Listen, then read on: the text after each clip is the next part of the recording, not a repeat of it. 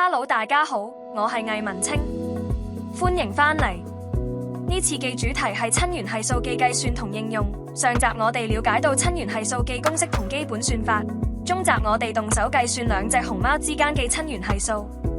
呢一集我哋揭曉三格位置嘅親緣係數，並探討乜嘢血緣關係會造成繁殖建議裏嘅 MSI 橫線，亦即係此配對十分有害，永遠唔應該進行繁殖。七集CC 奇緣嘅共同祖先係哈蘭，瑩瑩扭扭嘅共同祖先係永永。呢兩個組合都係半兄弟姊妹，係異親等旁係血親，親緣係數都係1/4或25%。00新星就係兩母子，係一親等值係血親。00新星之間嘅親緣係數係1/2或50%。根據維基百科，大部分嘅法律禁止親緣係數等於25%或更高嘅親緣關係嘅近親婚姻，而允許親緣係數等於12.5%或更少嘅親緣關係嘅近親婚姻。所以前述嘅三甲組合係明顯觸碰到紅線嘅，直係親屬，例如母子或爺孫，同父本和或同母本。For uncle and niece, for aunt and nephew。之間嘅親緣係數都係25%或以上，所以呢啲親緣關係絕對係 MSI 橫線。曾祖父母同曾孫之間嘅親緣係數係12.5%。純粹根據計算的話，曾祖父母同曾孫組合未必係 MSI 橫線。不過實際上，如果要4代同堂，而且曾祖父母同曾孫都同在繁育年紀，同框喺 MSI 表格度，應該係唔太可能。因此，曾祖父母同曾孫組合係咪 MSI 橫線，已經都不再重要。此外，喺補充表親分或以上影片，我哋了解到多重血緣關係都可以構成 MSI 橫線。當時我哋討論到清風、白雲、清風、竹韻、清風、娜娜三個組合，呢三個組合都係 MSI 橫線。而家我哋就計算呢三個組合嘅親緣係數，驗證一下。係咪都達到25%或以上？清風、白雲嘅共同祖先係盼盼、東東。清風、白雲係 half aunt and nephew 三親等 ，for grand aunt and grand nephew 四親等。由清風到白雲嘅路徑有3條，分別係清風、龍恩、盼盼、白雲，以及清風、青青、大地、盼盼、白雲，以及清風、青青、大地、東東、白雲。用等於加總1/2嘅 n 次方去計算，清風、白雲之間嘅親緣係數係1/8加16/1加16/1等於4/1或25%。清風、竹韻嘅共同祖先係大地、雷雷、盼盼。清風、竹韻係 half aunt and nephew 三親等 ，half aunt and nephew 三親等 ，half first cousins 四親等。由清風到竹韻嘅路徑有3條。分別係清風、青青、大地、竹韻，以及清風、龍恩、雷雷、竹韻，以及清風、龍恩、盼盼、大地、竹韻。用等於加總1/2嘅 n 次方去計算，清風、竹韻之間嘅親緣係數係1/8加1/8加16/1等於16/5或31.25%。清風、娜娜嘅共同祖先係盼盼、東東、雷雷。清風、娜娜係half aunt and nephew 三親等 ，half first cousins 四親等 ，for first cousins once removed 五親等。由清風到娜娜嘅路徑有4條，分別係清風、龍恩、雷雷、娜娜，以及清風、龍恩、盼盼、希夢、娜娜，以及清風、青青、大地、盼盼、希夢、娜娜，以及清風、青青、大地、東東、希夢、娜娜。用等於加總1/2嘅 n 次方去計算，清風、娜娜之間嘅親緣係數係1/8加16/1加32/1加32/1等於4/1或25%。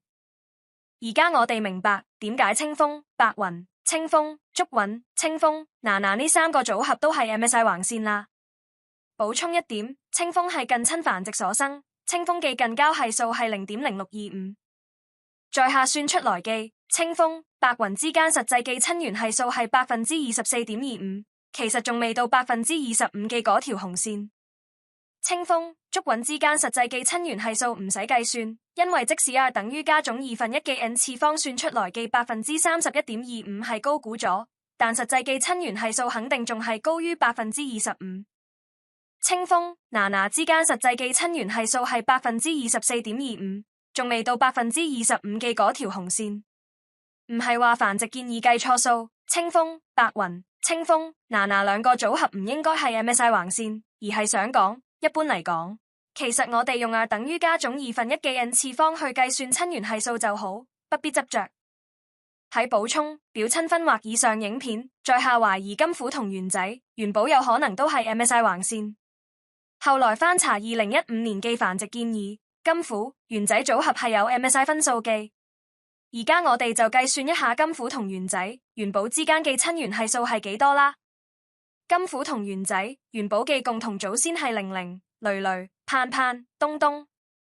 金虎、元仔係 have uncle and niece 三親的 have first cousins 四親的 for second cousins once removed 七親的。由金虎到元仔記路徑有4條，親緣係數係1%加16%加128%加128%等於64%13或20.31%。難怪金虎、元仔組合唔係 MSI 橫線。喺補充有血緣關係的配對影片，在下講到妮可、妮娜、寶哥、寶妹呢兩對龍鳳胎係雙配表親，並且覺得雙配表親係值得一個 MSI 橫線。而家我哋計算一下，雙配表親之間記親緣係數係幾多？雙配表親係四親等旁係血親，親緣係數係1/16加1/16加1/16加1/16等於1/4或25%，證實雙配表親係絕對唔可以配對。補充一點，由於喜蘭、妮妮有血緣關係，瑩瑩、亞寶都有血緣關係，所以妮可、寶妹之間記親緣係數會比25%稍多一啲。妮可、寶妹記共同祖先係洋洋、倫倫、小平平、成績、強強、美美。由妮可到寶妹記路徑有8條，分別係妮可、喜蘭、洋洋、亞寶、寶妹，以及妮可、喜蘭、倫倫、亞寶、寶妹，以及妮可、妮妮、小平平、瑩瑩、寶妹，以及妮可、妮妮、成績、瑩瑩、寶妹，以及妮可、喜蘭、洋洋、慶慶、強強、成成、成績、瑩瑩、寶妹，以及妮可、喜蘭、洋洋、慶慶、美美、成成、成績、瑩瑩、寶妹，以及妮可、妮妮、成績、成成、強強、慶慶、洋洋、亞寶、寶妹，以及妮可、妮妮、成績、成成、美美、慶慶、洋洋、亞寶、寶妹。用R等於加總1/2嘅 n 次方去計算，妮可、寶妹之間記親緣係數係1/16加1/16加1/16加1/16加512%加512%加512%加512%，等於128%33或25.78%。由於喜蘭、妮妮、瑩瑩、亞寶兩個組合都只係遠房親戚，妮可、寶妹記近交係數唔算高，所以用R等於加總1/2嘅 n 次方計出嚟記數值，同實際記親緣係數相差唔會好大。在下算出嚟記，妮可、寶妹之間實際記親緣係數係25.58%。繁殖建議已經多年冇更新，如果將來繁殖建議更新咗，可以肯定妮可、寶妹、寶哥、妮娜呢兩個組合都會係 MSI 橫線。在下之前覺得陪伴表親都值得一個 MSI 橫線，而家我哋計算一下，陪伴表親之間記親緣係數係幾多？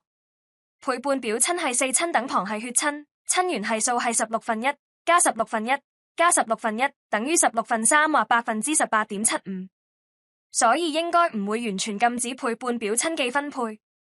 妮可、大美係陪伴表親，親緣係數最少都有18.75%。由於喜蘭、妮妮有血緣關係，美蘭、成大都有血緣關係，所以妮可、大美之間記親緣係數會比18.75%稍多一啲。妮可、大美記共同祖先係洋洋、倫倫、成績，仲有強強、美美。由妮可到大美記路徑有7條，分別係妮可、喜蘭、洋洋、美蘭、大美，以及妮可、喜蘭、倫倫、美蘭、大美，以及妮可、妮妮、成績、成大、大美，以及妮可、喜蘭、洋洋、慶慶、強強、成成、成績、成大、大美，以及尼可、喜蘭、洋洋、亞、慶慶、美美、成成、成績、成大、大美以及尼可、妮妮、成績、成成、強強、慶慶、亞、洋洋、美蘭、大美、尼可、妮妮、成績、成成、美美、慶慶、亞、洋洋、美蘭、大美。用2等於加總1/2嘅 n 次方去計算，尼可、大美之間嘅親緣係數係1/16加1/16加1/16加512加512加512加512等於128%25或19.53%。由於喜蘭、妮妮、美蘭、成大兩個組合都只係遠房親戚，尼可、大美嘅近交係數唔算高，所以用2等於加總1/2嘅 n 次方計出嚟嘅數值，同實際嘅親緣係數相差唔會好大。再下算出嚟嘅尼可、大美之間實際嘅親緣係數係19.38%。雖然尼可、大美之間嘅親緣係數比一般嘅倍半表親更高，但亦未至於去到25%，所以尼可、大美組合唔會係 MSI 橫線。睇完親緣係數上、中、下3集，相信大家都明白點樣計算親緣係數啦。喺結束之前，仲要補充一點，喺親緣係數上集提到，如果係同卵相生的話，親緣係數會係100%，而唔係同父同母嘅兄弟姊妹咁樣係50%。印象中成都大熊貓繁育研究基地發表過論文，證實大熊貓雙胞胎都係異卵相生。咁大熊貓同性雙胞胎有冇同卵相生呢？我覺得唔可以完全排除呢個可能性，但肯定係好偶然。例如成功、成績係同父同母嘅雌性雙胞胎，父母係科比、成成。如果成功、成績係同卵相生的話，點樣影響親緣係數嘅計算呢？成功同小平平有個兒子，叫做公仔；成績同小平平有個女兒，叫做妮妮。所以公仔同妮妮係同父異母嘅兄妹，亦係 4 first cousins。如果成功、成績係異卵相生的話，公仔、妮妮嘅共同祖先係小平平、科比、成成。由公仔到妮妮嘅路徑有3條，分別係公仔、小平平、妮妮，以及公仔、成功、科比、成績、妮妮，以及公仔、成功、成成、成績、妮妮。公仔、妮妮之間嘅親緣係數係1/4加1/16加1/16等於3%或37.5%。公仔、妮妮嘅關係就係4/3兄弟姊妹，或叫做半親半堂、表兄弟姊妹。如果成功、成績係同卵相生的話，成功、成績可以視之為同一個體，咁公仔、妮妮就同父同母冇乜分別啦。公仔、妮妮嘅共同祖先係小平平、成功或成績。由公仔到妮妮嘅路徑有2條，分別係公仔、小平平、妮妮，以及公仔、成功或成績、妮妮。公仔、妮妮之間嘅親緣係數係1/4加1/4等於2/1或50%。重申，大熊貓雙胞胎基本上都係異卵相生。呢度唔係話成功、成績可能係同卵相生，純粹想說明同卵相生點樣影響親緣係數嘅計算而已。我覺得做影片係一個思考同學習嘅過程，我將我所理解嘅親緣係數同大家分享。可能我對親緣係數只係一知半解，一知半解都急住要做影片。係㗎，主要係因為之前用到嘅祖先相似程度真係唔係幾好，所以一定要用親緣係數再講一次大熊貓有血緣關係嘅配對。如果我有講得唔啱或者漏咗嘅地方，請多多包涵。歡迎大家留言補充同指正，謝謝。如果鍾意呢條片，麻煩按讚、訂閱、留言加分享。你嘅互動會令影片更易被推薦，被更多觀眾睇到。感謝感謝。咁我哋下次再見啦，拜拜。